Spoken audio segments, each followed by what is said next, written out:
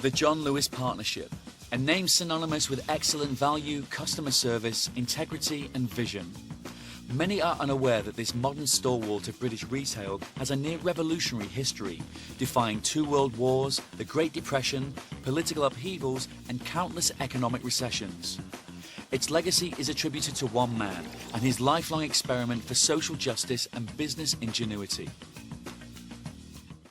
John Speedon Lewis was born in 1885, the son of John Lewis Sr., a draper who owned a small shop on Oxford Street.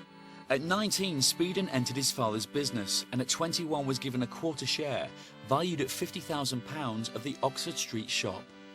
In 1905, Speedon Lewis had been in the business probably less than a year, but he had already formed some very good ideas about what working in business was going to involve. The property of Peter Jones came on the market. Mr. John Lewis took £21,000 notes and walked down from Oxford Street to Peter Jones and purchased the shop. This acquisition would prove to be monumental for Speedon Lewis. Retailing was very different in those days, and his father had been running his business for a long time. He hadn't been doing it as efficiently as he could have been. The staff were being paid a pittance for what they were working, and Speedon realised this was really very unfair. They were getting hardly more than a bare living. It was soon clear to me that my father's success had been due to his trying constantly to give very good value to people who wished to exchange their money for his merchandise.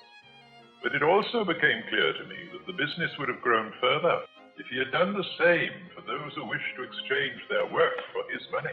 In 1909, Speedon was thrown from his horse whilst riding into work. He spent 2 years convalescing, a crucial period of time for both Speedon and the family business, as it was here that he dreamt up the idea for the partnership. He was absolutely obsessed with fairness, and he really wanted the people that worked for him to share the profits of the business. What really made him think that was there was him, his father and his brother, and they were taking something like £26,000 a year out of the business. He had 300 employees and they were only taking £16,000. So he thought for a long time that perhaps the way was to go for a limited liability company, because by doing that, they could share the risk, he could put capital into the business and it could grow. Speedon's thoughts for a third way were not overtly philanthropic, merely that he believed in fairness and humanity. So he decided to set up what were known as the Committees for Communication. Now these committees were made up of members of each department who could then report to him on what was going on in their department, what they thought could be improved, and any problems they were having. It was really the first manifestation of his ideas of partnership. In 1914, with the outbreak of war looming and Peter Jones making a loss, Speedon convinced his father that he should become managing director of Peter Jones. The following year of 1915, with the Committee for Communication only serving to hear the voices of the shop floor staff, Speedon created the Council, a democratic move to include the buyers and managers, a key element of a partnership for all.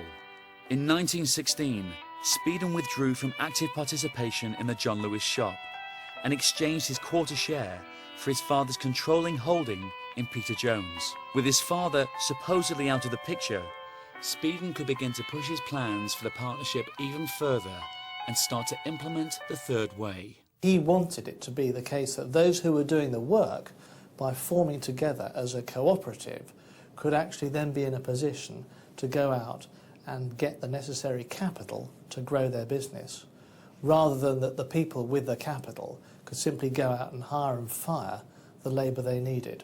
He probably would have been seen as somebody that was very, very radical, and I suppose perhaps threatening as well to the establishment and threatening to the received way that you did business. Now Speedon had a free rein at Peter Jones. Not only did he increase wages and their conditions of service, but also, something quite unusual in the retail trade at that time, gave them all an extra week's holiday. 3 weeks holiday in 1916 was something unheard of. By 1920, with the war now behind them, Peter Jones was finally turning a profit. In that year, the first distribution of partnership benefit was made of a bonus of 7 weeks' pay, a triumph for both the workers and their managing director. But by Christmas of that year, the euphoria at Peter Jones had dwindled, as a national slump meant profits disappeared and dividends were unpaid for 4 years.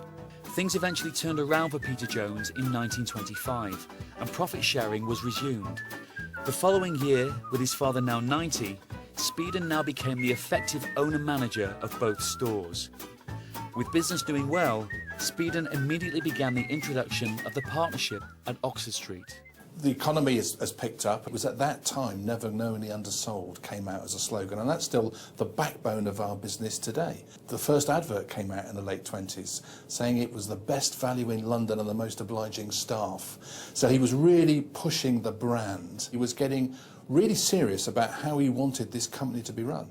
I mean, he actually drew up a 268-page constitution. That's really revolutionary again. Perhaps today we call command and control, but there it is written down so partners or anybody can actually see that's the way the company is to be run. It was at that stage as well he also broke other moulds by making it into a public company. So he formed John Lewis Partnership Limited, which was a very different kind of company, and he made what was called an irrevocable trust settlement. So that couldn't be changed, and he set up a trust settlement where there were 5 trustees, himself the deputy chairman, and 3 trustees elected, and they were partners, and that really formed the backbone, and it's a similar structure we have today in the company.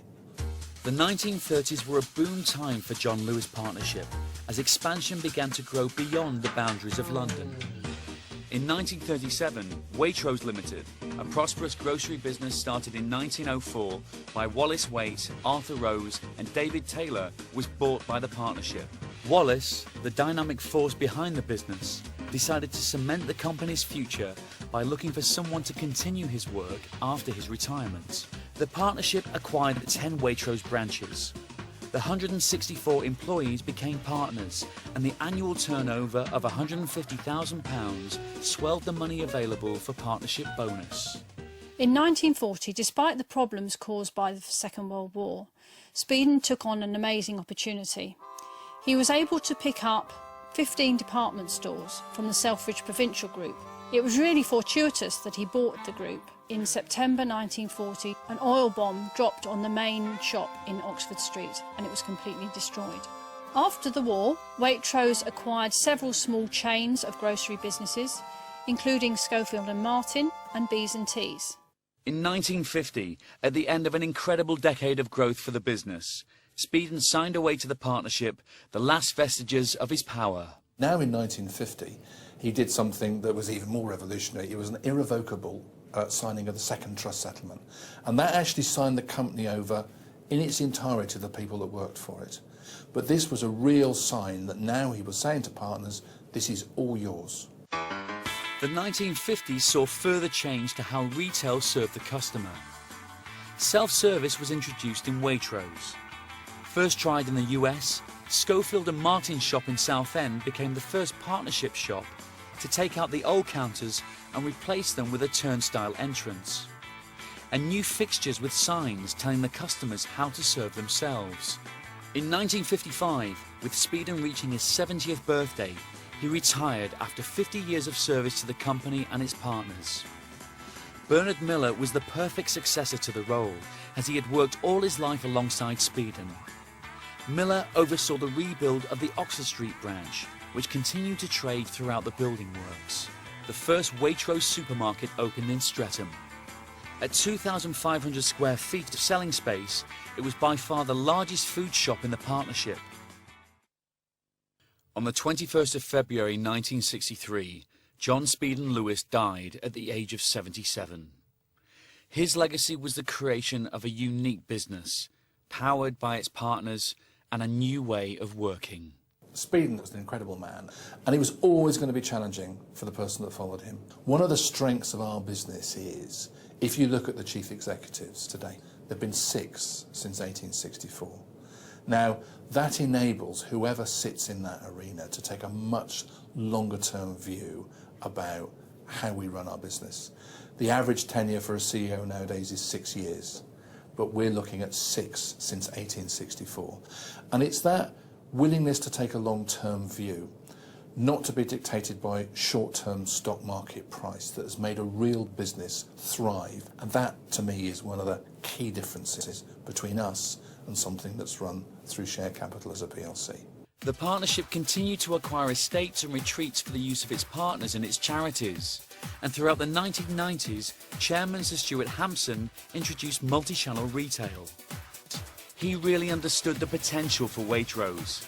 The division was at the forefront of the move towards supplying organic produce. Happily for the John Lewis Partnership, the wishes of its founder are still carried out today. The partnership continues to be a flexible, resilient and ambitious retailing force in the UK, yet keeps its partners at the heart of a democratic business. Despite the financial crash of 2008, John Lewis continued to lead the market with bold expansions in Leicester, Cardiff and Stratford, while Waitrose reached out all over the UK. Expansion and development of multi-channel and online operations has been a key area of success, supported by the new distribution operations at Magna Park and Bracknell. Waitrose introduced smaller format shops alongside new partnerships and branches abroad. And the new John Lewis at Home format has been delivered to retail parks in record-breaking time, bringing John Lewis's never knowingly undersold promise to ever more customers. John Speed & Lewis's greatest monument lies in the successful business the partnership has become, while adhering to and extending the democratic system which he created. The John Lewis Partnership is the envy of employees all over the world, and the pride of its partners, who still share in the responsibilities and rewards of co-ownership. The partnership has always changed with the times, and that's because the retail landscape is constantly moving, and that's being accelerated by technology, which is changing the way we shop and the way we work. We've been growing in a number of ways, through new shops and refurbishments, new formats, and increased online presence, and innovative product ranges. We're also continuing to invest in our omni-channel services in order to provide greater choice and flexibility. And the partnership will keep moving in line with changing trends and demands to ensure that we're best placed to meet the expectations of our customers. There's an exciting future ahead.